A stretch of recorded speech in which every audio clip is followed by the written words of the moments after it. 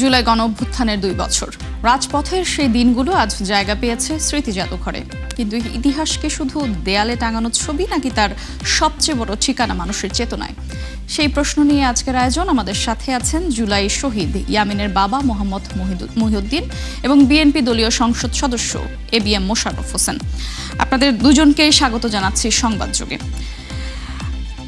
2 বছর আসলে পেরিয়ে গেল জুলাই গণঅভ্যুত্থানের।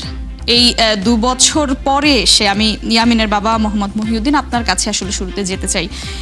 জুলাই জাদুঘরকে আপনারা দেখা হয়েছে? যদি দেখে থাকেন তাহলে দেখে আসলে কি মনে হয়েছে? আপনার সন্তানের এই যে আত্মত্যাগ তা কি যথাযথভাবে সম্মানিত হয়েছে? দুর্ভাগ্যজনক হলেও সত্যি জুলাই জাদুঘরের উদ্বোধনীতে আমাকে দাওয়াত দেওয়া হয়নি।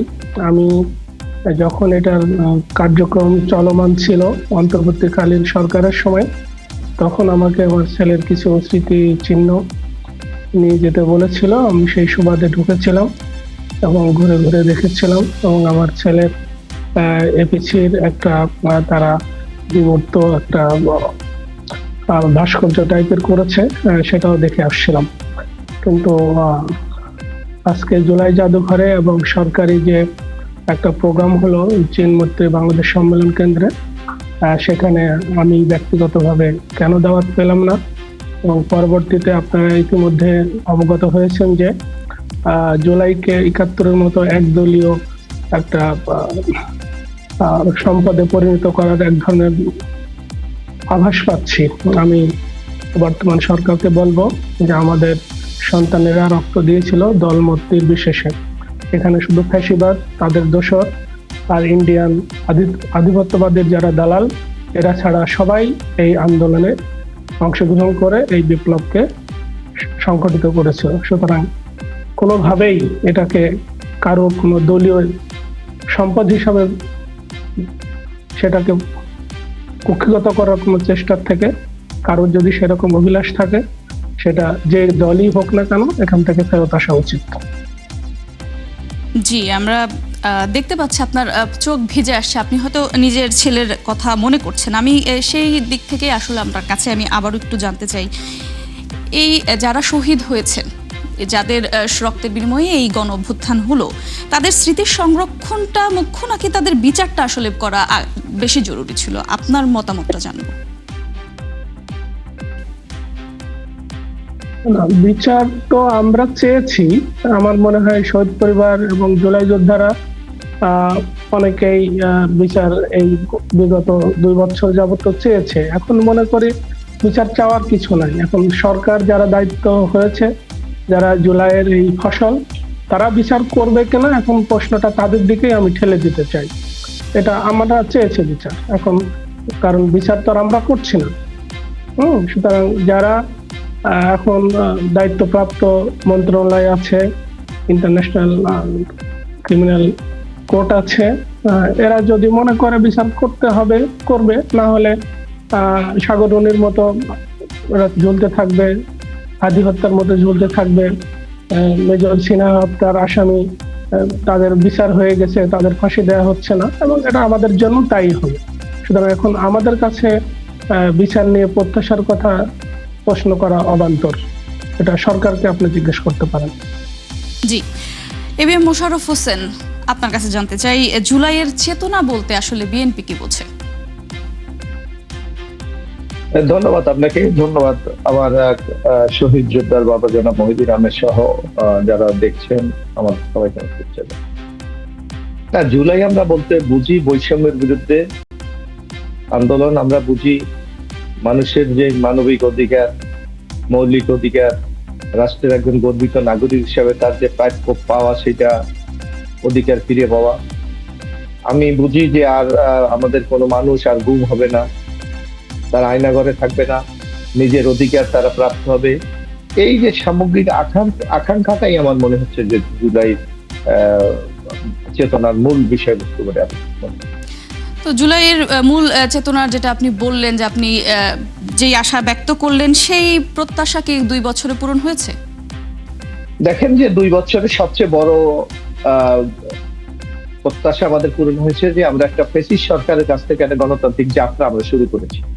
এখন রাতারাতিতে আমরা সবকিছু পরিবর্তন করে আমরা দিতে পারবো। আপনি দেখবেন যে একটা ফ্যাসিস্ট সরকার দীর্ঘ 15টি বছর বাংলাদেশের প্রত্যেকটা সেক্টরকে ধ্বংসের শেষ প্রান্তে নিয়ে গেছে। আপনি বলেন, যদি দেখেন গণতন্ত্র নাই, একটা ফ্যাসিস্ট রাষ্ট্র কায়েম করেছে। আপনি দেখেন বাংলাদেশের ভোটের যে সংস্কৃতি সেটা ধ্বংস হয়ে গেছে। প্রতিষ্ঠানগুলিকে নগ্ন দলীয়করণ করা হয়েছে, মানুষের কথা বলার স্বাধীনতাকে কেড়ে নেওয়া হয়েছে, মানবাধিকার গুংরে গুংরে কাঁপছে। এবং সবচেয়ে বেশি যেটা হয়েছে সেটা হলো একটা দল সারা বাংলাদেশটাকে একটা নিজেদের পৈতৃক সম্পত্তি মনে করেছে। এই অবস্থা থেকে উত্তরণ ঘটিয়ে আমরা গণতন্ত্রের যাত্রা শুরু করেছি। ইতিমধ্যে এই 2 বছরে আপনি দেখতে পাচ্ছেন যে এই যে একজন আমাদের শহীদের বাবা বললেন মহিউদ্দিন সাহেব যে আমরা বিচার চাই, ইতিমধ্যে আপনি দেখবেন যে এই বিচার শুরু হয়েছে। ইতিমধ্যে যিনি এর মূল নায়ক শেখ হাসিনা, তার ইতিমধ্যে একটা মামলায় কিন্তু সাজা হয়েছে, তার অন্যদের হাসানুল্লাহ টিনুর সাজা হয়েছে, অন্যদের বিচার চলছে। সুতরাং অর্জন আমরা হয়তো 100% করতে পারি নাই, কিন্তু আমাদের এই প্রক্রিয়া কিন্তু ধারাবাহিক ভাবে, কারণ আপনি জানেন একটা বিচার করতে হলে তার তথ্য উপাত্ত সবকিছু কি দিয়ে আমাদের এগিয়ে যেতে হয়। এবং এমন ভাবে করা যাবে না যে সে ফেসিস্টদের মতো যে ধরলেন, যেভাবে আমরা দেখেছি অনেককে ফাঁসি দেওয়া হয়েছে, যা নিয়ে আজকে প্রশ্ন তুলছে। এই প্রশ্ন যাতে না তুলতে পারে এর জন্য আইনের কাঠামোর মধ্যে থেকেই আমরা বিচার কার্য পরিচালনা করে যাচ্ছি। সুতরাং আমরা মনে করি এই সরকার দৃঢ়প্রতিজ্ঞ, যে সরকার জনগণের ভোটে নির্বাচিত হয়েছে, তারা ইনশাল্লাহ আগামী দিনে এই জুলাই যারা শহীদ হয়েছেন তাদের হত্যার বিচার অবশ্যই করবে। কিন্তু আরেকটা জিনিস আপনি দেখেন, আমরা কি বলেছিলাম যে এই জুলাইয়ের 3টি দাবি আমাদের মুখ্য ছিল। একটা হলো বিচার, সংস্কার এবং নির্বাচন। ইতিমধ্যে আপনি দেখেন সংস্কার এগিয়ে চলছে, নির্বাচন হয়েছে, বিচারও চলছে। সুতরাং আমাদের যে কোনো অর্জন হয় নাই এটা বলা, তবে হ্যাঁ, যেভাবে আমাদের শহীদ পরিবার অথবা মানুষের যে প্রত্যাশা সেই অনুসারে হয়তো আমরা অগ্রসর হতে পারি নাই, কিন্তু আমাদের সবারই প্রত্যাশা থাকবে আগামী দিনে এই যারা এই মানবতা বিরোধী অপরাধের সাথে জড়িত, যারা বাংলাদেশটাকে ধ্বংসের শেষ প্রান্তে নিয়ে গেছে, যারা আমাদের নির্বাচন ব্যবস্থা, সমাজ সবকিছু বিভক্ত করে ফেলেছে, তাদের বিচার অবশ্যই বাংলার মাটিতে ইনশাল্লাহ হবে এবং আমরাও দেখতে চাই। জি, আমি মোহাম্মদ মহিউদ্দিন আপনার কাছে আবার একটু ফিরতে চাই। ছেলে হারানোর 2 বছর হয়েছে, কোন অপূর্ণতাটা আসলে আপনাকে এখন সবচেয়ে বেশি আসলে কষ্ট দেয়? বিচার না হওয়া, নাকি যেই স্বপ্ন নিয়ে যারা গণ অভ্যুত্থানে অংশ নিয়েছিলেন এবং যারা শহীদ হয়েছেন তাদের স্বপ্ন পূরণ না হওয়া, কোন বিষয়টা আপনাকে আসলে কষ্ট দেয়? আমি মনে করি আমাদের সন্তানেরা রাজপথে গিয়েছিল একটা বৈষম্যহীন সমাজ এবং রাষ্ট্র গঠনের লক্ষ্য নিয়ে, এবং যার জন্য এটার প্রধান বাধা ছিল ফ্যাসিস্ট শেখ হাসিনা এবং তার দল। দ্বিতীয় বাধা ছিল ভারতের সাম্রাজ্যবাদী আচরণ, এবং তারা একটা বাংলাদেশপন্থী, বাংলাদেশ জাতীয়তাবাদী, যারা বাংলাদেশকে ভালোবাসে এবং বাংলাদেশি জাতীয়তাবাদে বিশ্বাস করে, এই নীতিতে তারা ছিল এবং ধর্মীয় মূল্যবোধ সম্পন্ন ছিল। কিন্তু এখন আমরা দেখতে পাচ্ছি সেই ফ্যাসিবাদের সব দালাল শুধু একমাত্র উপর দিক থেকে কয়েক হাজার হয়তো তারা পালিয়ে গিয়েছেন, কিন্তু অন্যান্য প্রত্যেকটা সেক্টরেই সেই ফ্যাসিবাদের দালালরা এখন বর্তমান আছে। এবং এদের কাছ থেকে মানে প্রতিটা ক্ষণে জুলাই যোদ্ধা যারা ট্রিটমেন্টের জন্য যাচ্ছে, তাদের কোনো সুযোগ সুবিধার জন্য মন্ত্রণালয়গুলোতে যাচ্ছে, সেখানে তারা অপমানিত শিকার হচ্ছে। এবং আমরা যারা শহীদ পরিবার আছি, আমাদের যোগ্য মর্যাদা, যেমন জুলাই যোদ্ধাদেরকে একটা কার্ড দেওয়া হয়েছে, কিন্তু শহীদ পরিবার সদস্যদেরকে এখন পর্যন্ত কোনো কার্ড দেওয়া হয় নাই। এবং পরিবেশটা এমন একটা অবস্থার মধ্যে নেওয়া হচ্ছে যেন জুলাই যোদ্ধা বলা বা শহীদ পরিবারের সদস্য বলা একটা অপরাধ। আমি মনে করি যদি আমরা সেই বৈষম্যহীন সমাজ পেতে চাই, যেটা আমাদের সন্তানদের আকাঙ্ক্ষা ছিল, তাহলে এই শহীদ পরিবার জুলাই যোদ্ধাদের সম্মান, মর্যাদা এবং তাদের প্রতি অবশ্যই অবশ্যই ন্যায় বিচার প্রতিষ্ঠা করতে হবে। না হলে আমরা দেখতে পাবো যে জুলাইকে আবার তারা বিপদগামী করবে এবং জুলাইকে নিয়ে প্রশ্ন তোলার সুযোগ পাবে। আমি মনে করি জুলাইটাই বর্তমান সরকার এবং পরবর্তী বাংলাদেশের সব থেকে মূল পয়েন্ট। তাহলে তো বলাই যায় যে জুলাই শহীদ যে পরিবার রয়েছেন তাদের প্রতি আসলে রাষ্ট্রের যে দায়বদ্ধতা সেটি আসলে এখনো শেষ হয়ে যায়নি। অবশ্যই না, কারণ প্রত্যেকটা শহীদ পরিবারের গল্প ভিন্ন টাইপের, কিন্তু এখানে কেউ তাদের সাথে একান্তভাবে কথা না বলেই শুধুমাত্র কিছু টাকা পয়সা দিয়েই যেন তাদের সবকিছু মিটাই দিতে চাচ্ছে। আমি বারবার বিভিন্ন ফোরামে যখনই কথা বলার সুযোগ পাই আমি এই কথাটা বলি যে সব পরিবারের হয়তো টাকা দরকার না, সব পরিবারেরই হয়তো চাকরি দরকার না, সব পরিবারেরই হয়তো চিকিৎসা প্রয়োজন না, ভিন্ন ভিন্ন গল্প আছে। সুতরাং এইটা বিবেচনায় না নিয়ে ঢালাও ভাবে যে সিদ্ধান্তগুলো হচ্ছে আমি মনে করি যেটাও শহীদ পরিবারের একটা অপূর্ণতা। কারণ আপনারা জানেন যে এই আন্দোলনে যারা শহীদ হয়েছে তাদের বলা চলে 50% খুবই নিম্ন গরিব ফ্যামিলির থেকে তারা আসছিল। সুতরাং দেখা যাচ্ছে যে কারোর বাবা মা এখন তারা বিছানাগত, যে একমাত্র উপার্জনক্ষম ছিল সে শহীদ হয়ে গেছে, তার সন্তান আছে, তার ওয়াইফ আছে। এখন শুধুমাত্র 20,000 টাকা দিয়ে তাদের কিভাবে চলছে বা ওই বাবা মায়ের ট্রিটমেন্ট এখন কিভাবে হবে, যেহেতু তাদের তো আর কোনো ইনকাম নাই, ওষুধ কিনবে নাকি তারা তাদের এই সন্তান ওয়াইফ এবং তার বাবা মাকে, তার মানে ওই ফ্যামিলির গল্প একরকম, আমার ফ্যামিলির গল্প একরকম, আরেকজনের ফ্যামিলির গল্প আরেকরকম, এইটা বিবেচনায় নেওয়া হচ্ছে না। আমি মনে করি এটা তো লক্ষ লক্ষ শহীদ পরিবার না। যেমন আমরা গত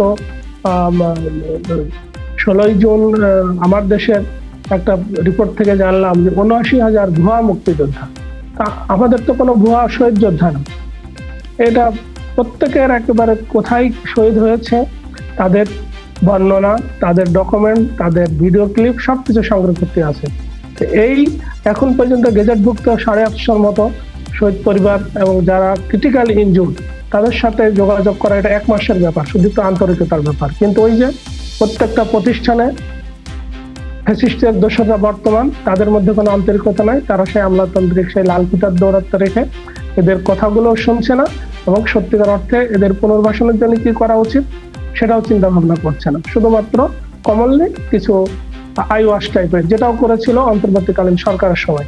কিন্তু আমি মনে করি অন্তর্বর্তীকালীন সরকার যেহেতু তারা আসছিলই সামান্য সময়ের জন্য এবং তারা প্রচুর আন্দোলনের এবং বিভিন্ন ধর্মঘটের বিভিন্ন প্রতিরোধের সম্মুখীন হয়েছিল, কিন্তু বর্তমান নির্বাচিত সরকারের আমি মনে করি যে তাদের জনবল এবং তাদের সদিচ্ছা যদি থাকে তাহলে অবশ্যই শহীদ পরিবারের প্রত্যেকের গল্প শুনে বাস্তবসম্মত একটা সিদ্ধান্ত দিলে ভালো হয়। না হলে শুধুমাত্র টাকা দিয়ে শহীদ পরিবারকে যদি মনে করে ওনারা অনেক কিছু করে দিয়েছেন, এটা দুঃখজনক। জি, এবিএম মোশাররফ হোসেন, আপনার কাছে একটু জানতে চাই, জুলাই আন্দোলনের মতন একটি আন্দোলন হলো অনেক দিনব্যাপী এবং প্রায় 36 দিনের চলমান একটি আন্দোলনের পর গণ অভ্যুত্থান। এই যে এমন একটি গণ অভ্যুত্থানের পরও আসলে রাষ্ট্র কোন শিক্ষাটা আসলে এখনো নিতে পারেনি? চলমান যে অস্থিরতা এখনো রয়ে গেছে, কিসের জন্য? না, আপনি একটা জিনিস লক্ষ্য করবেন, আজকে যে সমাজে নানা অস্থিরতা নানা সংকট দেখা দিয়েছে, এটা কি এই বর্তমান যে সরকার তাদের কি সৃষ্টি কোনো বিষয়? বরং আমরা উত্তরাধিকার সূত্রে এই সংকটগুলি আমরা পেয়েছি। যখন আপনি এখন দেখেন যে জ্বালানি সংকট, এই জ্বালানি সংকট কি এই বর্তমান বিএনপি সরকার মাননীয় প্রধানমন্ত্রী তারেক রহমানের সরকারের সৃষ্ট? নো।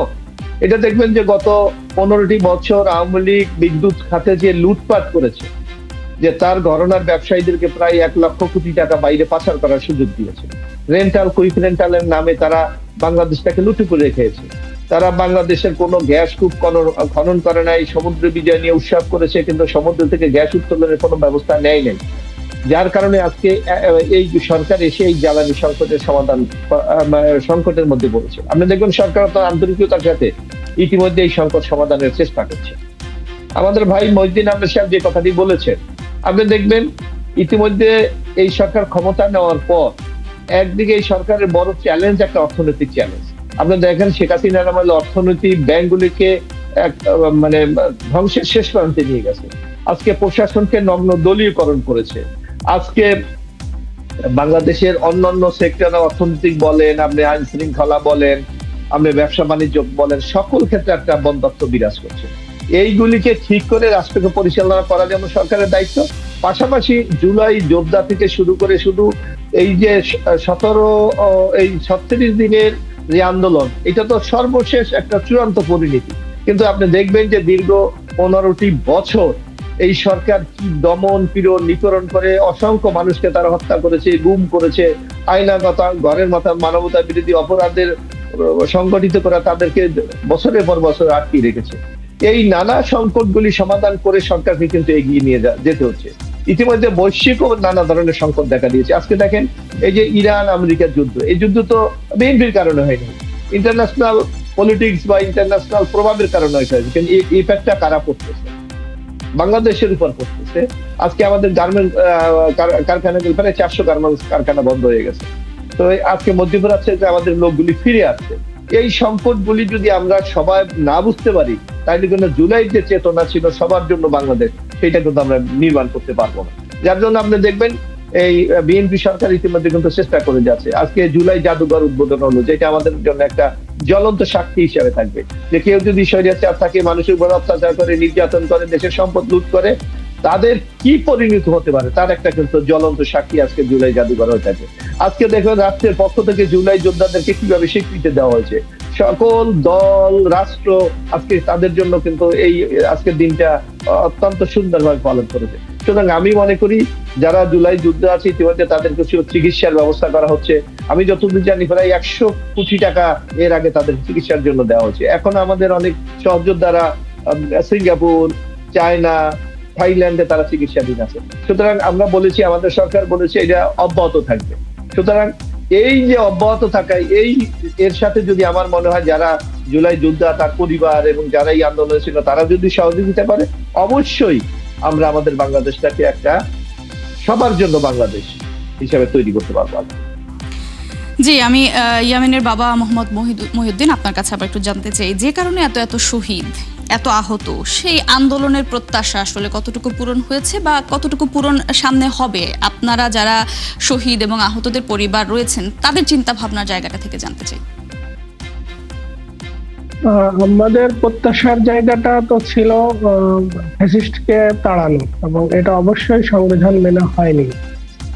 এবং বিভিন্ন আমাদের প্রতিষ্ঠানগুলোকে যেভাবে দলীয়করণ এবং সেটাকে ভেঙে দেয়া হয়েছিল, সেখানকার নিয়োগ পদ্ধতি সেটা স্বচ্ছ ছিল না। যেমন আমরা বিশেষ করে বলতে পারি বিচার ব্যবস্থা, নির্বাচন কমিশন, দুদক, এই সমস্ত প্রতিষ্ঠানগুলোকেও তারা ধ্বংস করে ফেলেছিল। যেটা কিভাবে এখানে সামঞ্জস্যতা আনা যায় এবং জনগণের জন্য বেশি উপকারী হয়, তার জন্যই জুলাই সনদ। এখন জুলাই সনদ বাস্তবায়নের ব্যাপারে দেখা যাচ্ছে যে এই সরকার কিছুটা সময় ক্ষেপণ করছে। এটা অবশ্যই যারা জুলাইয়ে অংশগ্রহণকারী তাদের মধ্যে এক ধরনের শঙ্কা কাজ করে যে এই সরকার কি জুলাইয়ের সনদ বাস্তবায়নের ব্যাপারে তারা কোনো চালাকির আশ্রয় নেয় কিনা। দ্বিতীয়ত আমার প্রশ্ন, যেহেতু কোনো বিপ্লব বা অভ্যুত্থান সংবিধান মেনে হয় না, যার প্রেক্ষিতে আমি মনে করি যে অন্তর্বর্তীকারী সরকার যেমন সংবিধানে নেই এবং তাদের এই 1.5 বছরের শাসন ব্যবস্থাও সাংবিধানিকভাবে বৈধ না। সুতরাং যে আন্দোলন হয় সেটা আদৌ বৈধতা আছে কিনা সেটার জন্যই গণভোট নেওয়া হয়, যে হ্যাঁ জনগণ কি বলে। কারণ সংবিধানের আরেকটা অবস্থান যে জনগণই সকল ক্ষমতার উৎস এবং তারাই নির্ধারণ করবে কোনটা সংবিধান এবং কোনটা অসাংবিধানিক। যার প্রেক্ষিতে আমি মনে করি যে অন্তর্বর্তীকালীন সরকারের সমস্ত কর্মকাণ্ড এবং তাদের অধ্যাদেশ, তাদের আদেশ যতগুলো তারা করে গেছে সেইটার বৈধতা এবং এই আন্দোলনের বৈধতা দেওয়া হয়েছে গণভোটের মাধ্যমে। কিন্তু এই সরকার যদি গণভোট না মানে, তার গণভোটের রায়টাকে যদি তারা এফেক্টিভ না করে, তাহলে এই সরকারেরই তো কোনো বৈধতা থাকে না। এবং যার একটা সূক্ষ্ম আলামত দেখা যাচ্ছে, আপনারা ইতিমধ্যে জেনে গেছেন যে ইন্ডিয়া সরকার আমাদের মাননীয় প্রধানমন্ত্রীকে প্রধানমন্ত্রী হিসাবে অ্যাড্রেস না করে অন্য নামে তাকে অ্যাড্রেস করে একটা চিঠি দিয়েছে। এটা কিন্তু এ বিষয়ে আসলে আলোচনা করতে গেলে অনেক সময় নিয়ে আলোচনা করতে হবে এবং আরো অনেক বিষয় আসলে জানার থাকবে। তো আপনাদের দুজনকে অনেক ধন্যবাদ। আমাদের সময় শেষ আজকের সংবাদযোগে। আপনাদের সঙ্গে নিশ্চয়ই আবারও কোনো বিষয় নিয়ে নতুন কোনো সংবাদযোগে আপনাদের সঙ্গে আলোচনা হবে।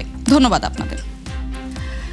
দর্শক, এই ছিল আজকের সংবাদযোগে। আগামীকাল ঠিক রাত 10টায় আবারও দেখা হবে নতুন কোনো বিষয় ও তার বিস্তারিত নিয়ে। ৭১-এর সাথেই থাকুন।